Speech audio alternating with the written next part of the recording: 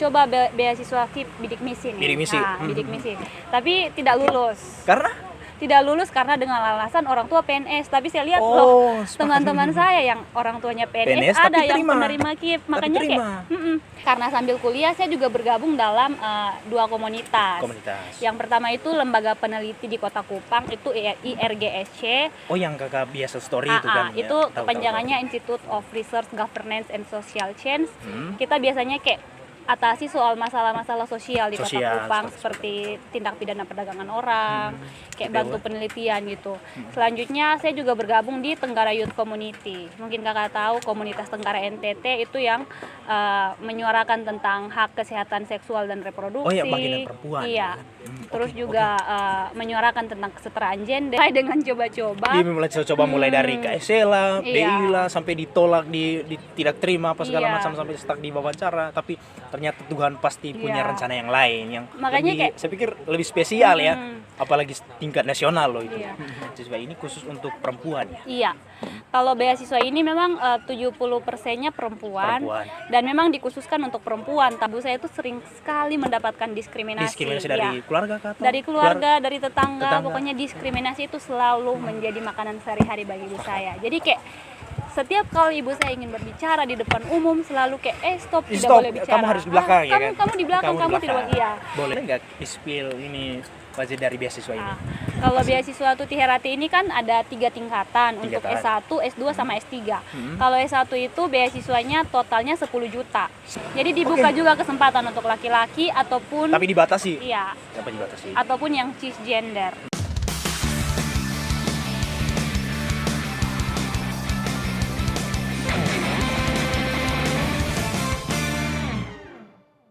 Baik Kak Tri, selamat sore. Selamat sore. Dan kita ini kayak bukan formal sekali seperti yang teman-teman lihat mungkin.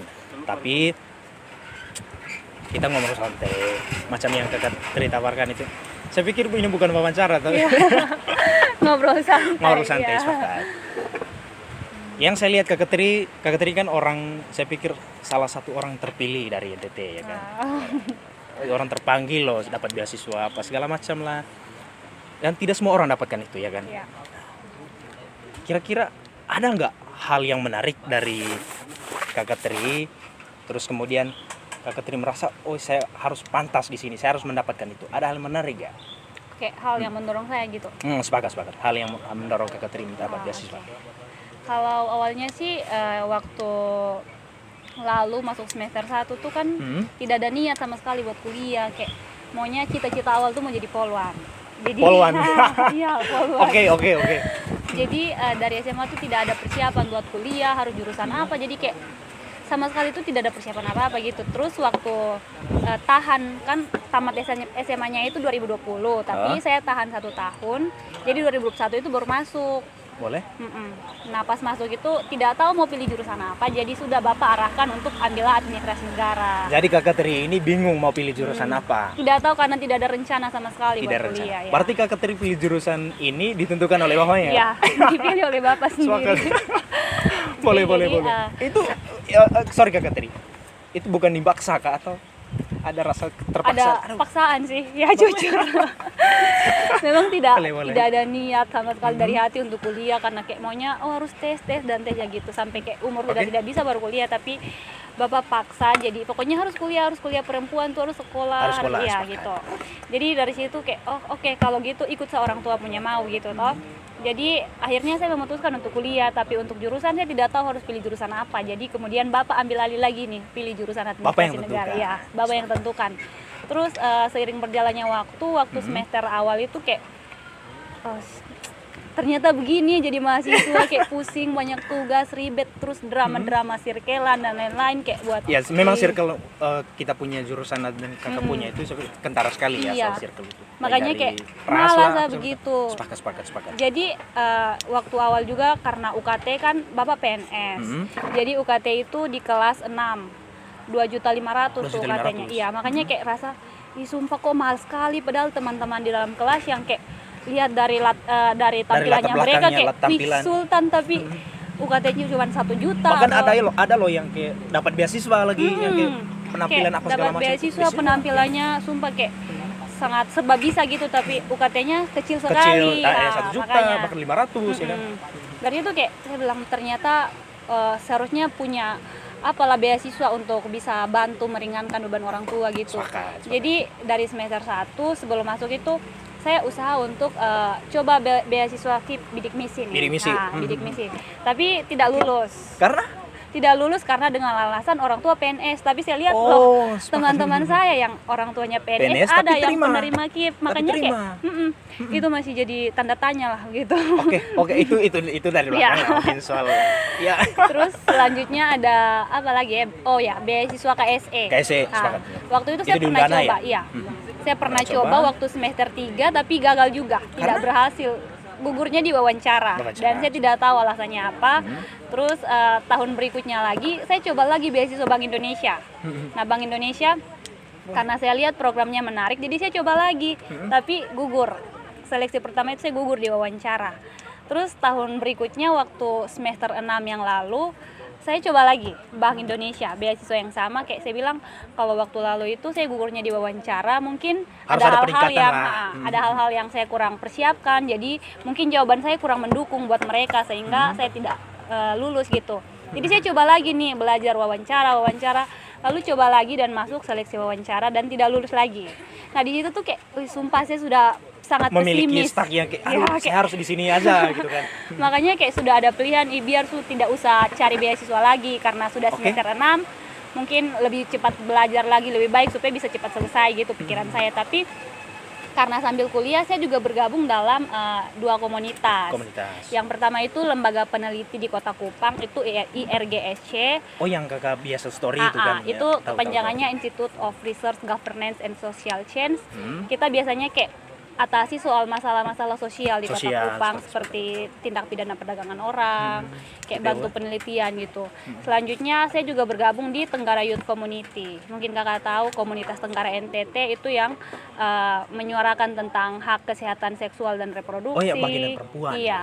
Terus juga menyuarakan tentang kesetaraan gender. Nah dari situ saya dapat flyer jurnal perempuan ini yang beasiswa ini ya kan. Dari teman komunitas saya. Nah dia bilang, Tri coba daftar ini. Nah saya lihat di situ persyaratannya tidak terlalu susah.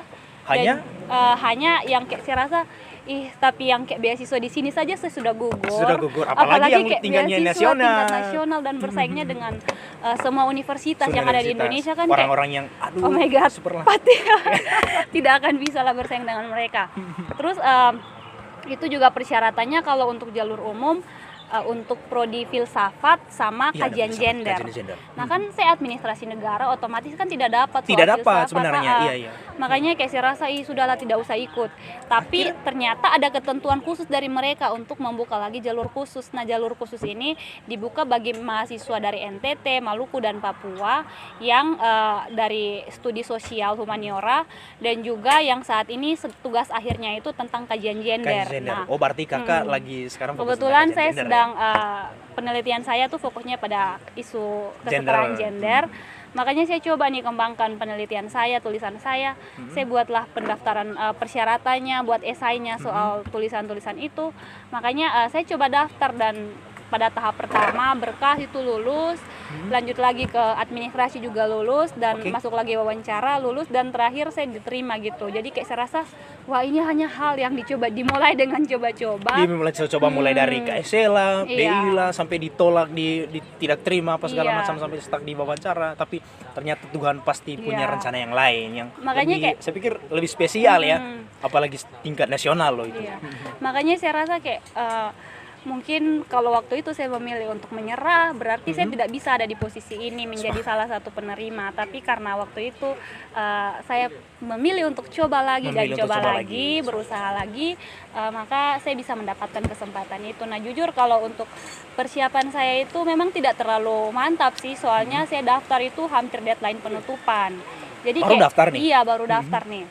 Oke. Jadi esai saya juga saya cuma tulis seadanya, terus diminta kakak saya untuk koreksi dan dibantu koreksi. Oh, berarti ada iya, bantu pihak lain juga. ada bantuan dari pihak lain untuk bantu mengoreksi. Jadi akhirnya saya lulus gitu. Terus Amin. untuk beasiswa untuk proses wawancaranya juga sebelum itu kayak masih ada latihan-latihan supaya kayak lebih baik lagi dari yang tahap Apalagi di sebelumnya. posisi wawancara itu kan. Ini beasiswa ini kan saya pikir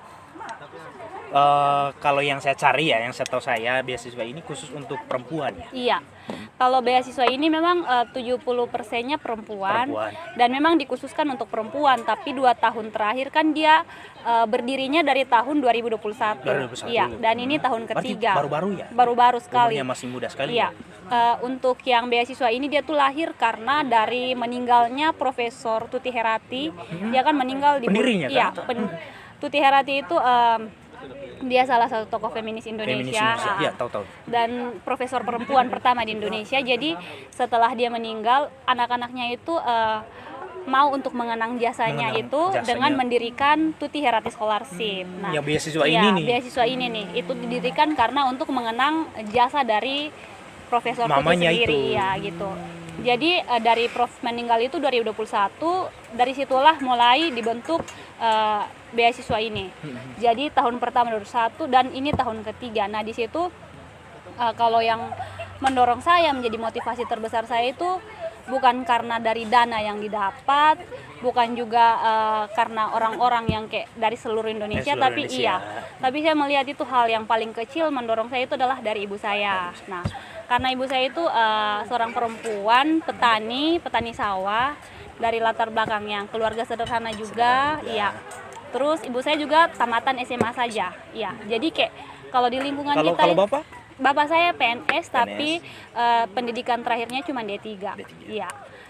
Jadi kayak di lingkungan kita itu ibu saya itu sering sekali mendapatkan diskriminasi dari keluarga kah? Dari keluarga, dari tetangga, pokoknya diskriminasi itu selalu menjadi makanan sehari-hari bagi ibu saya. Jadi kayak setiap kali ibu saya ingin berbicara di depan umum selalu kayak stop, tidak boleh bicara. Kamu harus di belakang, ya kan? Kamu di belakang, kamu tidak boleh. Iya. Boleh. Jadi kayak selalu saya yang bicara, oke silahkan, tapi kalau ibu saya mau angkat suara untuk berbicara selalu ditentang.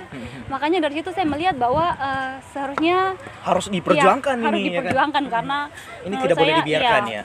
Perempuan itu sangat penting lah untuk mendapatkan pendidikan tinggi. Jadi dari situ satu pesan yang saya ingat dari ibu saya waktu saya masih SMP itu ibu saya pesan bahwa Tri, walaupun mama cuma tamatan SMA, tapi mama akan berusaha, bekerja keras, kerja sawah, semaksimal mungkin supaya Tri dan kakak Nona bisa sekolah setinggi mungkin yang kalian mau. Karena kalau perempuan yang punya pendidikan tinggi berarti tidak akan dianggap remeh oleh orang lain. Itu kan kebiasaannya kita, ya kan? Tidak akan dianggap remeh oleh laki-laki dan punya penghasilan sendiri. Jadi hidupnya tidak akan susah seperti mama. Itu yang mama contohkan, mama berikan kepada kita. Jadi itulah yang mendorong saya termotivasi dari sana, dari mama. Jadi kayak sekali gagal, biar tidak apa-apa, coba lagi dan coba lagi. Pasti punya rencana lain lah.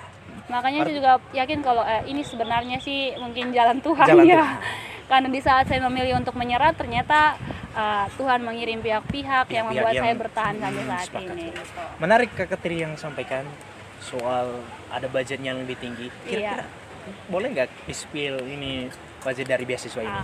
Kalau beasiswa Tuti Herati ini kan ada 3 tingkatan untuk S1, S2 sama S3.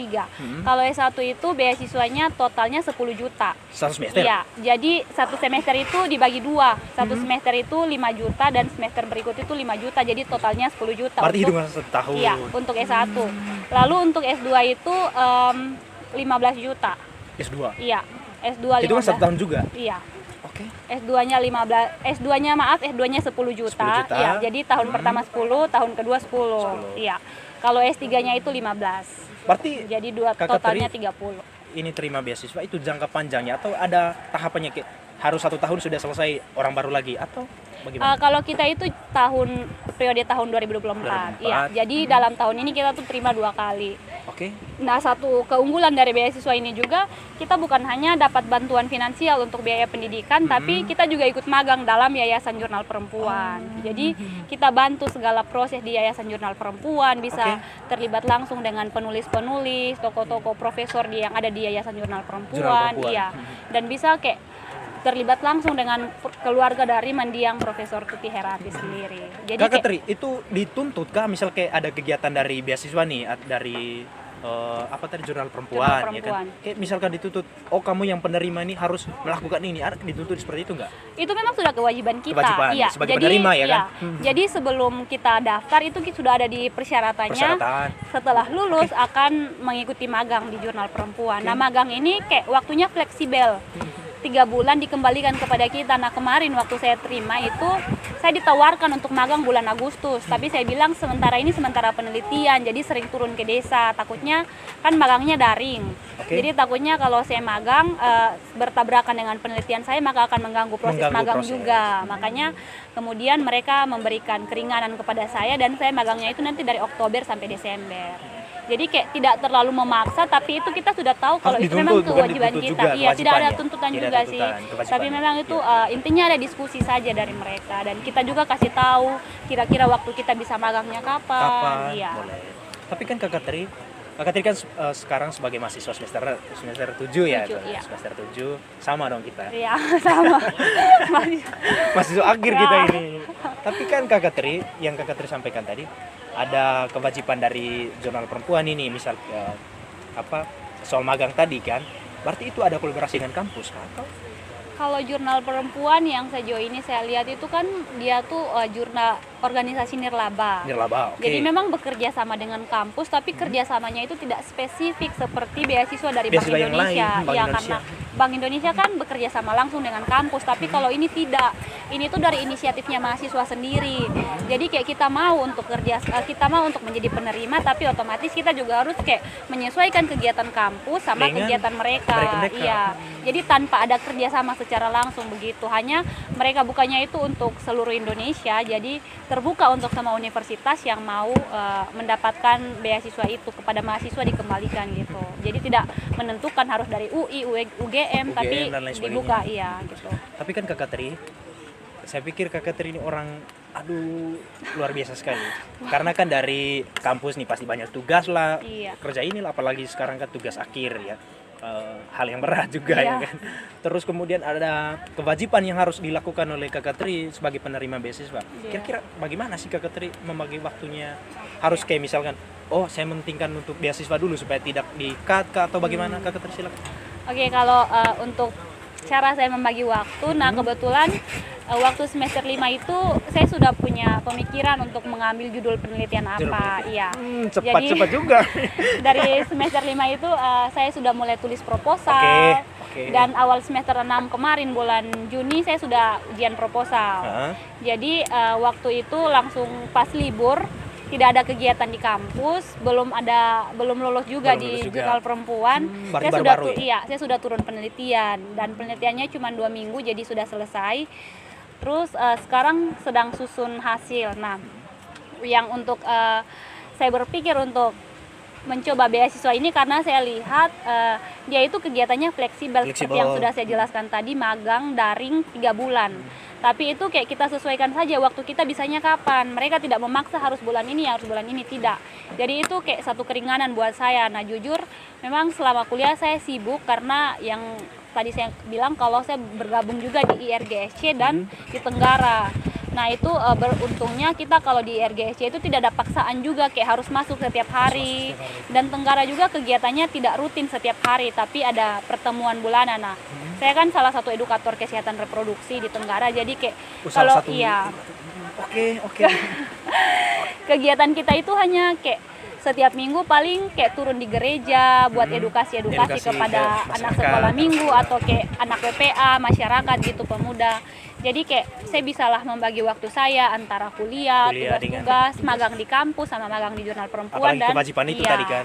Makanya setelah kemarin terima beasiswa, nah kebetulan memang dari dulu saya sudah terbiasa kayak disiplin waktu. Iya, jadi kayak saya selalu manajemen waktu saya, bagaimana saya harus melakukan ini, 2 kegiatan sekaligus dalam waktu yang bersamaan. Saya sudah tahu kayak waktunya kapan, kekuatan saya bagaimana, jadi kayak sudah terbiasa lah disiplin waktu dari dulu. Itu dari tuntutan dari ibu kah, dari dari bapak atau bagaimana? Kalau itu sih memang dari kecil kita sudah diajarkan disiplin dari orang tua. Bapak mama selalu ajarkan untuk harus disiplin. Iya, bangun pagi disiplin, dan dari kecil itu kita sudah terbiasa untuk dibuatkan jadwal pribadi, kayak aktivitasnya harus sesuai jam, sesuai jadwal gitu. Jadi kalau untuk kegiatan sekarang tidak terlalu berbenturan karena kegiatannya itu sudah sesuai dengan jadwal yang saya buat gitu. Kakak Tri, menarik nih kalau kita kembali bahas soal beasiswa nih ya kan. Nah, beasiswa yang disampaikan oleh Kakak Tri tadi, mohon maaf nih, Kakak Tri kan bilang saya dilahirkan dari keluarga yang sederhana, sama juga, saya juga dari sederhana dong. Tapi kita punya jalan yang masing-masing kan. Kakak Tri, ini beasiswa dari jurnal perempuan ini, itu bisa nggak didapatkan oleh orang yang misalkan bapaknya PNS, terus kan karena dia punya keahlian apa segala macam itu, makanya dia terima ini beasiswa. Bisa nggak seperti itu?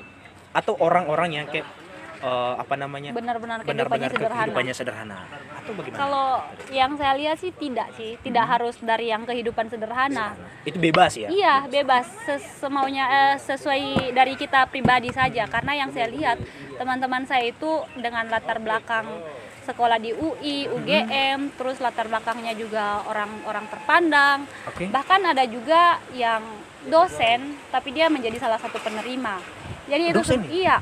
Itu yang program S2, dia salah satu dosen, pembantu dosen juga.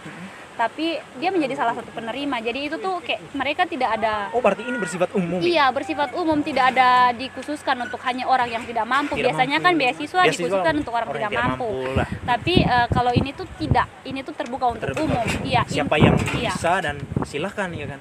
Intinya salah satu syarat utama itu dia harus perspektif gender, dan juga saat ini dia harus mengkaji soal masalah perempuan. Iya gitu.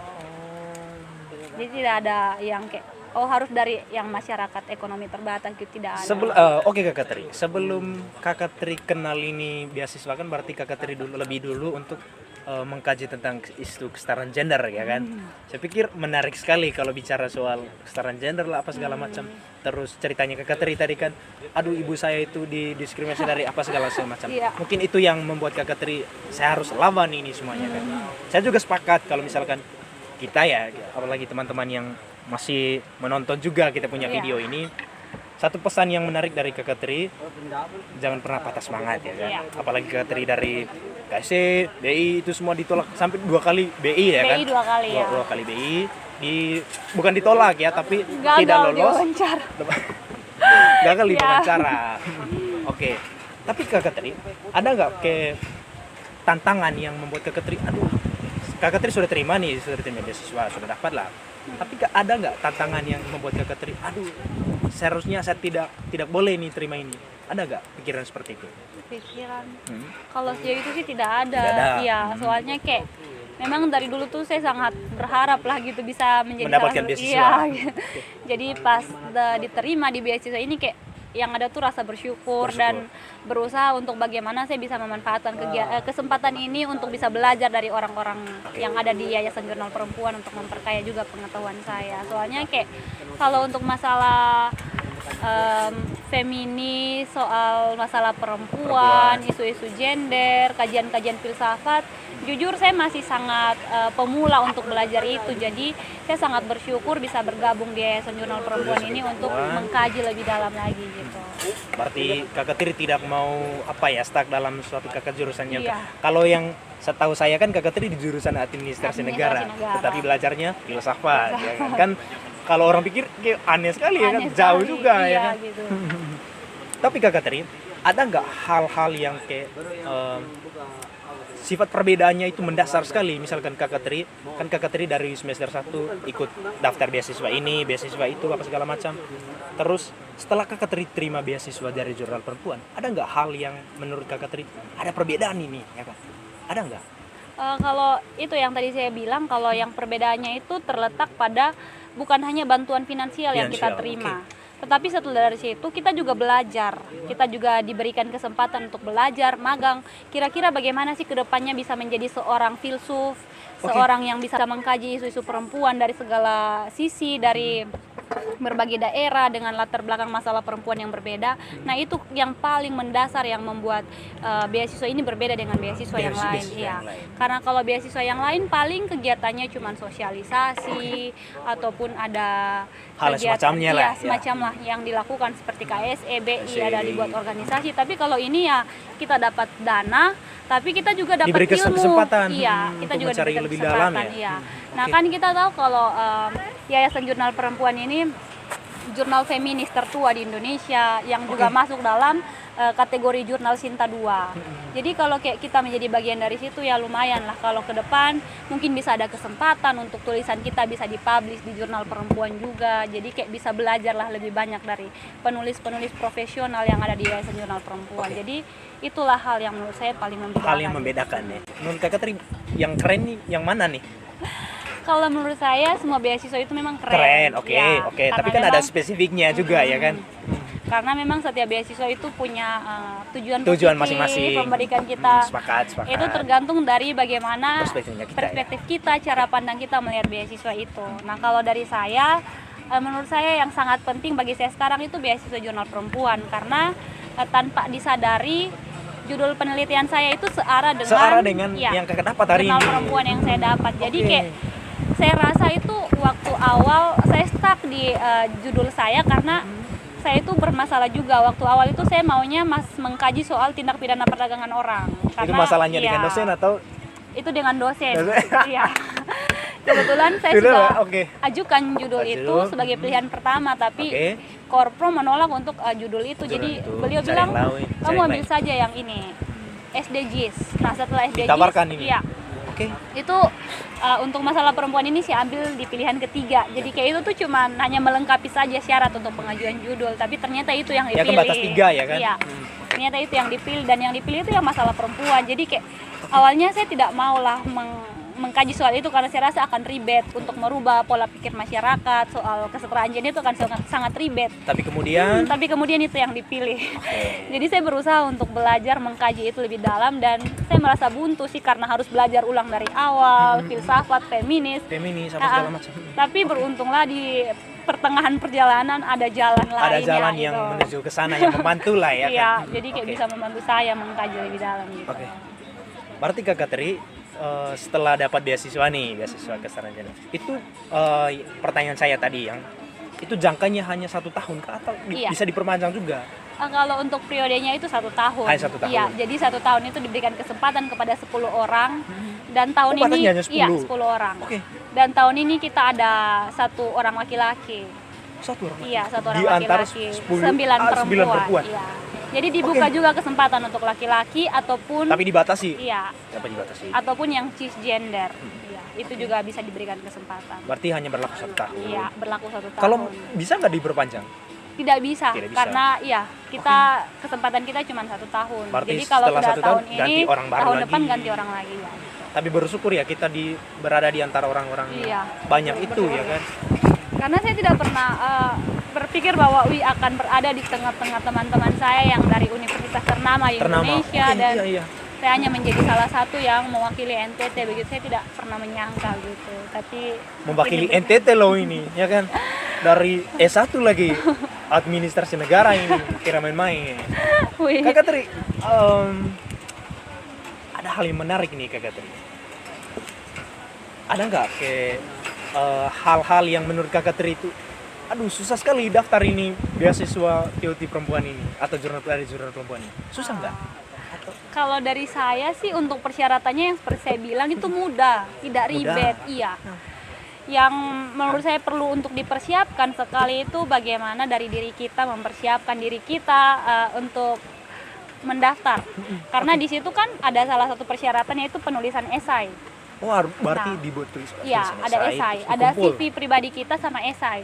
Nah, esai itu kalau menurut saya penilaian terpenting itu ada di esai, karena di esai itu bagaimana kita mencurahkan segala kepribadian kita, pola pikir kita tentang bagaimana. Berarti itu bebas ya? Iya. Tulis bebas. Bebas tanya. Jadi esai itu harus membahas tentang masalah perempuan atau isu-isu sosial yang kita hadapi berkaitan dengan kesetaraan gender dan keadilan gender. Jadi kayak dari situ bagaimana sih saya mencurahkan segala pikiran saya, hal yang saya alami itu di esai saya sehingga kayak meyakinkan mereka setelah mereka baca ternyata oh ini nih dia mampu membahas ini. Jadi menurut saya daya tarik terbesar itu ada di esai, dan yang kedua itu setelah wawancara bagaimana kita bisa mempertahankan esai kita saat mereka bertanya. Jadi kayak iya wawancara mereka bertanya langsung, kira-kira apa sih motivasi kamu, atau kayak menulis kira-kira esai ini ya kan? Terus kira-kira 10 tahun ke depan tuh kamu akan seperti apa sih? Iya, itu pertanyaan-pertanyaan mereka. Jadi kayak menulis esai yang bagus tidak akan menjamin kita untuk menjawab pertanyaan wawancara dengan bagus pertanyaan juga. wawancaranya. Iya. Kakak Tri, kira-kira ada pesan nggak untuk ini, pesan untuk apa namanya teman-teman perempuan mungkin? Oke. Dari saya sih pesan saya untuk teman-teman perempuan, jangan pernah takut untuk bermimpi. Oke. Karena mimpi itu gratis. Jadi Mimpi itu gratis, ya, bahkan. Mimpi itu gratis, jadi bermimpilah setinggi langit. Okay. Pokoknya setinggi mungkin selagi masih gratis ya. Yeah. Dan juga jangan pernah takut untuk mencoba. Okay. Karena setiap kali kita mencoba, maka akan ada hal baru yang akan kita peroleh. Dan juga kalau sebagai perempuan itu jangan pernah takut dianggap remeh. Okay. Karena menurut saya perempuan yang berani, perempuan yang pantang menyerah, perempuan yang berpendidikan tinggi dan berpikiran untuk maju, itu perempuan-perempuan yang masih langka. Okay. Dan belum semua perempuan bisa memikirkan hal ini. Memikirkan hal itu. Jadi pesan saya sih untuk semua perempuan harus mau untuk sekolah tinggi, jangan mau untuk ikut arus, tetapi harus punya prinsip dan punya pendirian untuk sekolah tinggi dan meraih apa yang dia. Ada nggak pesan untuk teman-teman ataupun yang masih mau merintis untuk mendapatkan beasiswa di jurnal ini? Ada nggak pesan untuk mereka? Oke, jadi pesan saya untuk teman-teman di luar sana yang mungkin terbatas dalam masalah ekonomi ataupun mau mencari pengalaman yang lebih lagi dalam program-program beasiswa, mungkin teman-teman semua bisa mendaftar dari program Tuti Herati Scholarship yang akan dibuka di tahun 2025 nanti ataupun tahun-tahun yang akan datang. Sudah mendekat ini. Iya, sudah mendekat, jadi harus persiapkan diri sebaik mungkin. Bisa melihat persyaratan-persyaratan yang ada di Yayasan Jurnal Perempuan, juga Tuti Herati Scholarship. Jadi itu semuanya ada persyaratan, jadi teman-teman bisa melengkapi dan mempersiapkan diri sebaik mungkin. Dan selain itu juga mungkin teman-teman bisa mendaftar berbagai program beasiswa. Kebetulan juga di sini saya ada satu tawaran. Di mana saya bergabung di IRGSC. Di IRGSC itu yang menaungi FAN atau Forum Akademia NTT. Nah, Forum Akademia NTT itu yang menyediakan beasiswa-beasiswa baik itu LPDP dalam negeri, luar negeri ataupun beasiswa AAS. Dan itu kita semua membantu untuk mentor-mentornya bagaimana mempersiapkan calon kandidat penerima beasiswa nanti, untuk cara menulis esainya bagaimana, mempersiapkan berkasnya. Itu semua dilatih di sana. Itu semuanya dilatih di Forum Akademia NTT ini. Jadi kebetulan saya juga bergabung di situ. Dan Pak Rudi Rohi, Pak Rudi Rohi yang kebetulan juga salah satu pendiri Forum Akademia NTT ini, mungkin dari teman-teman semua yang mau mengetahui info beasiswa lebih lanjut bisa mengikuti akun Instagram dari BBAF ya, atau berburu beasiswa Alafan Forum Akademia NTT. Itu semuanya info beasiswa dalam negeri ataupun luar negeri semuanya ada di situ. Ada juga di Jurnal Perempuan ya? Jangan lupa Jurnal Perempuan, wajib daftar.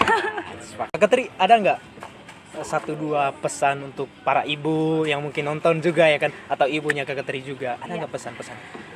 Kalau pesan saya untuk para ibu-ibu yang merasa didiskriminasi loh, yang selama ini merasa didiskriminasi atau mendapatkan ketidakadilan, satu pesan dari saya yaitu jangan pernah takut untuk bersuara, karena suara ibu itu akan didengarkan, karena seorang ibu itu adalah pilar untuk menciptakan generasi-generasi hebat di masa yang akan datang. Karena dengan seorang ibu maka akan banyak generasi-generasi cerdas, generasi-generasi pintar yang akan lahir dari rahim seorang ibu.